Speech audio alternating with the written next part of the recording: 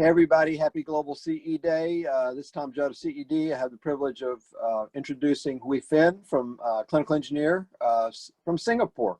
Fenn, tell us about your role there in your country. Yeah, hi, morning Tom.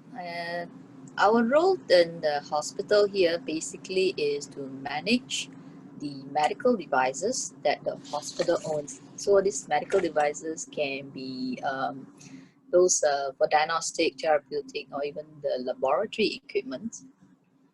And so what we do with all these things, we will perform incoming commissioning,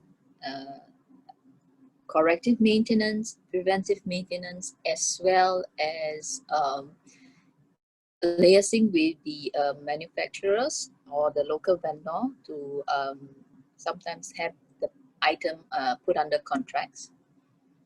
Yeah, and of course, when there is any alerts or any incident, we are the one that is liaising with the local vendor and manufacturer. Very good. Tell us about your hospital and the size of your team and things like that.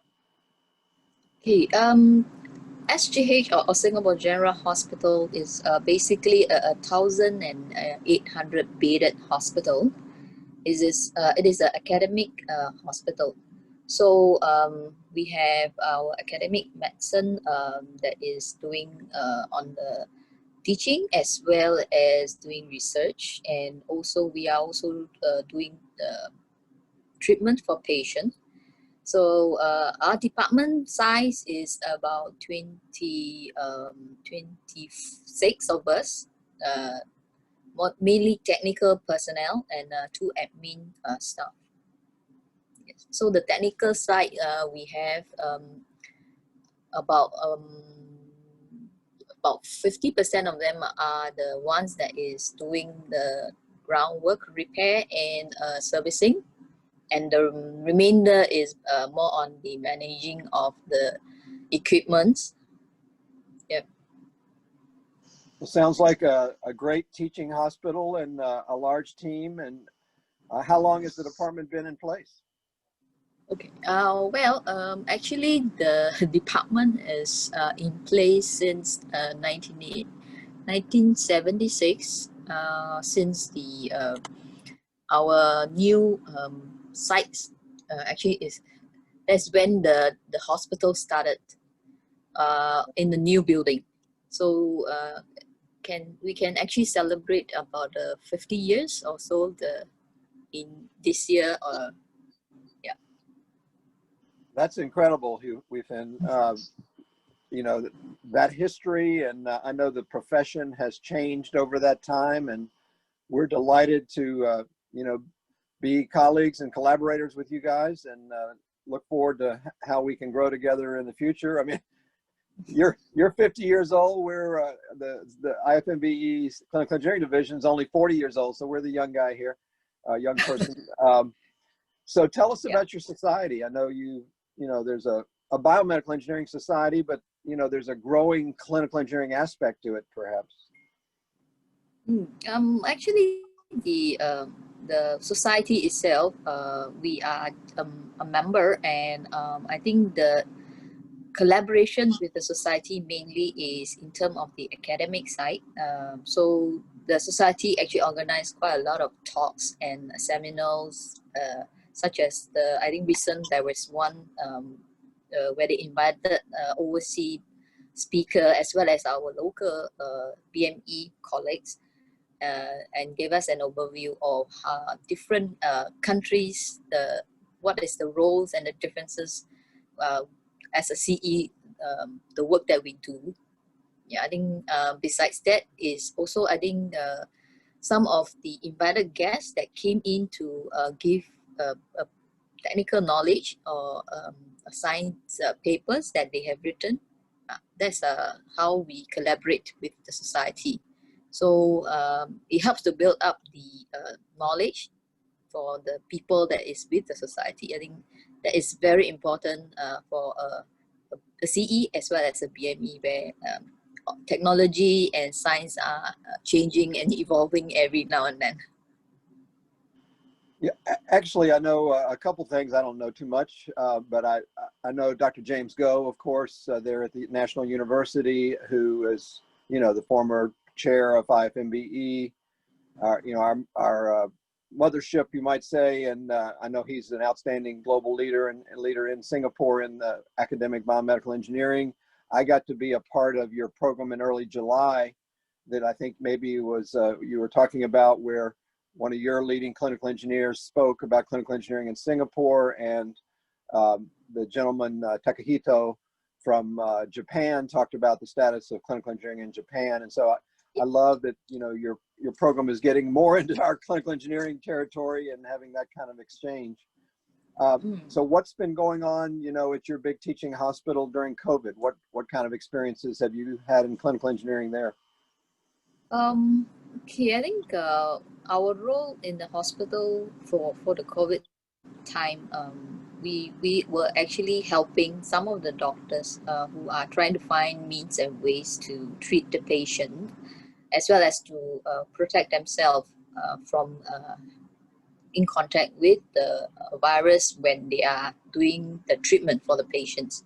So some of the projects that we were working with them during that period were things like swab booth, and as well as the UVC treatment. And then how do we, because ventilation is one of the key in the treatment for the patient. So there was a worldwide supply shortages for the consumables. So we were helping them to look at alternate suppliers, as well as how can we retrofit some of the existing tubings to extend the lifespan, and how to make it such that it's adaptable to the different make ventilators. Yeah, so these are some of the things that we were doing during the COVID period, as well as I think a lot of the supply chain has been affected during that period. So we were trying means and ways to help the support the clinicians and the physicians to continue to give treatment to the patients then. Sure. What's your vision for the future of clinical engineering in Singapore? You've been able to be around the profession a while, even though still you're young. But what is your thoughts for the future? Well, because in Singapore, the BMEs at the moment now is individual institution owned. It means we are working for different hospitals or small centers. I think that itself is not helpful because typically small centers do not have the resources, as well as the the manpower, and also the money to give the proper training as a CE. And if what we are trying to move forward in our cluster actually is to consolidate some of this manpower, give them a better training, elevate in terms of their career prospect as well.